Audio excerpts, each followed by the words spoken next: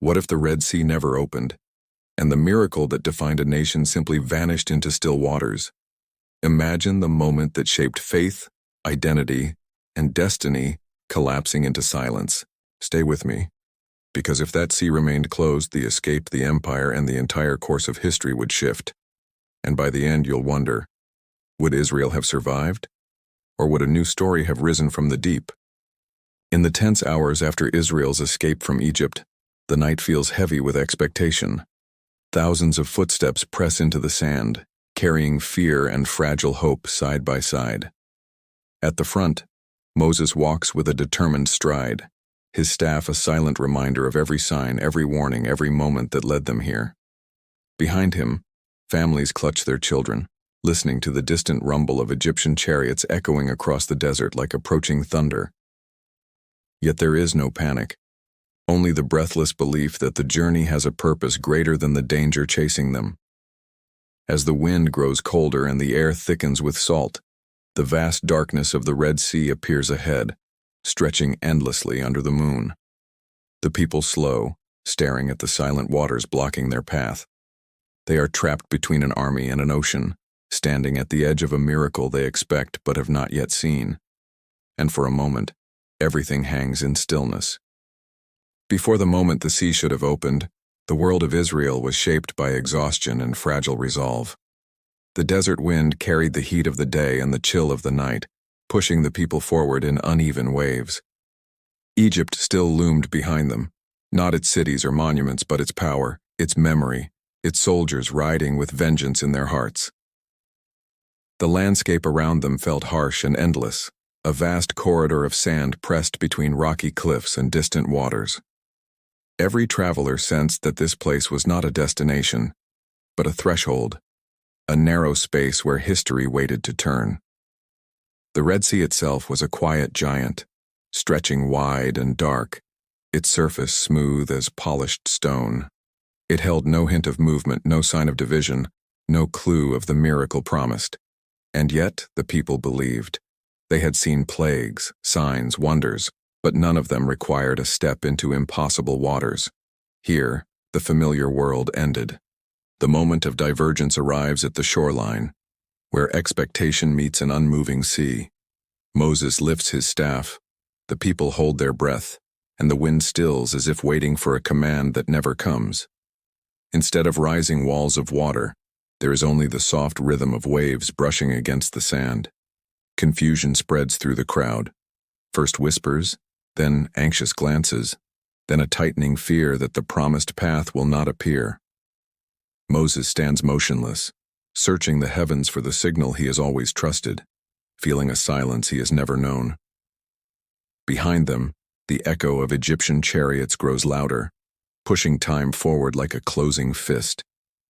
This is the fracture point, the instant when the miracle that shaped history does not happen.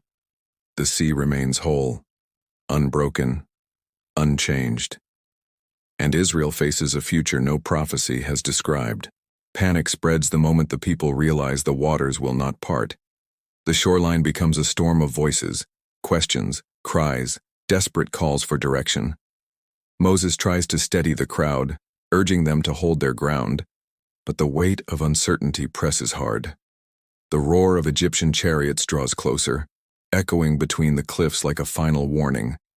Scouts return breathless, confirming that the army is moments away.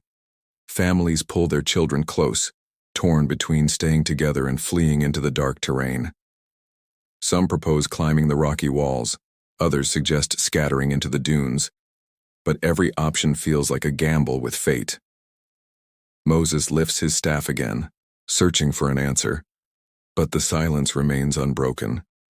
With the sea unmoved and the enemy approaching, the people prepare for choices none of them imagined they would face. In the chaos, individual hearts fracture in different ways. Moses feels the weight of a promise slipping through his fingers, the certainty that once guided him, now clouded by doubt. Aaron watches his brother struggle and steps closer, trying to hold the people together with calm words, though fear flickers in his own eyes. Miriam clutches her tambourine, the symbol of her faith. now heavy with questions she never thought she would ask. Among the families, fathers debate whether to run or stand, while mothers press their children to their chests, whispering reassurance they no longer fully believe. Young men feel the surge of responsibility, torn between protecting their families and obeying Moses' commands. Each person carries a silent battle, faith versus survival, trust versus terror. And as the Egyptians close in, every soul feels the sharp edge of a destiny suddenly rewritten. Across the camp, unity begins to fracture under the pressure of fear. Groups form around different voices, some urging loyalty to Moses, others demanding immediate escape into the wilderness. Elders attempt to restore order, but their authority wavers as doubt spreads like fire through dry grass. Families huddle together, sharing rumors and hurried plans while young men volunteer to form a defensive line despite knowing it may not hold. The once celebratory exodus shifts into a struggle for cohesion, every argument echoing the same unspoken truth. Without the sea opening, survival becomes a question of instinct rather than faith.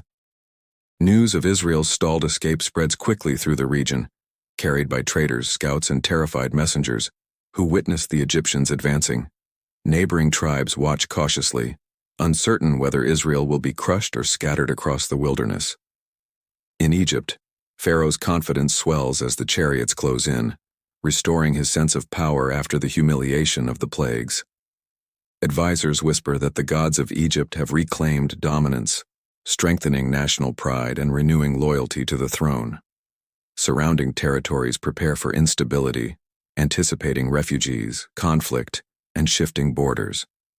Without the miracle at the sea, the balance of power in the ancient Near East tilts sharply.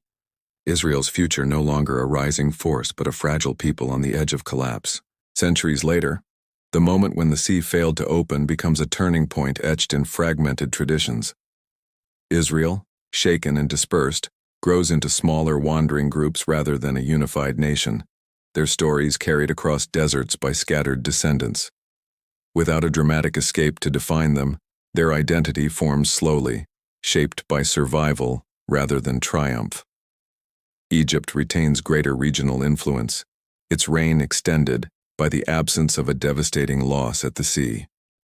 Future empires rise without encountering a strong Israelite kingdom, altering alliances, migrations, and religious movements. The world's historical map bends in new directions, all because the waters stayed still when humanity expected them to divide. Without the Red Sea miracle, faith traditions evolve along different lines. The story of deliverance becomes quieter, centered not on a dramatic intervention, but on endurance in the face of uncertainty. Generations question whether divine power is revealed through signs or through the resilience of a people who survived without them. Prophets speak of a God who guides subtly rather than through grand displays, and prayers shift from expecting wonders to seeking wisdom. Across cultures, the absence of the parting becomes a symbol, an unanswered moment that challenges believers to find meaning in silence and hope in paths not opened. As Israel scatters instead of crossing the sea, their culture develops in smaller, isolated pockets, shaped by the lands they settle rather than by a unified journey. Songs, laws, and traditions diverge, becoming regional instead of national. Without a centralized identity, technological progress slows, driven by necessity rather than shared vision. Egypt, strengthened by its victory, expands its engineering and military innovations, influencing neighboring societies more deeply. The world grows familiar in form but altered in spirit. Moonlight glints across the unmoving sea as silhouettes rush along the shoreline, searching for escape routes carved in shadow. Moses stands atop a rocky rise, his cloak whipping in the wind, eyes scanning the heavens for a sign that does not come. Families scramble over uneven ground, lanterns flickering like scattered stars.